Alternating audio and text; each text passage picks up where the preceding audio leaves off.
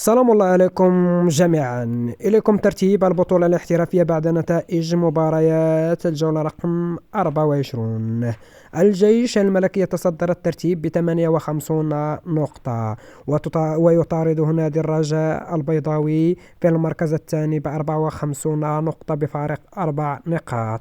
الفتح الرباطي في المركز الثالث ب 38 نقطة.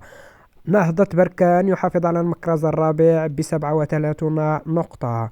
الوداد في المركز الخامس ب34 نقطة، مناصفة مع أولمبيك أسفي في المركز السادس ب34 نقطة.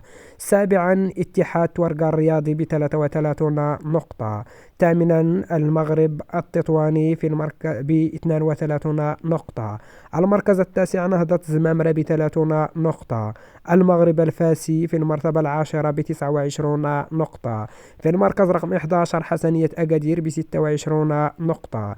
في المركز رقم 12 اتحاد طنجة ب24 نقطة. شباب المحمدية في المركز رقم 13 ب23 نقطة. شباب الرياضي السوالم في المركز رقم 14 ب22 نقطة.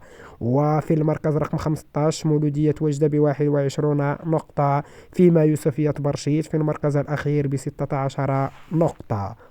في نظركم من سيفوز بالبطولة المغربية موسم 2023-2024؟ وما هي الفرق التي ستودع القسم الأول نحو القسم الثاني؟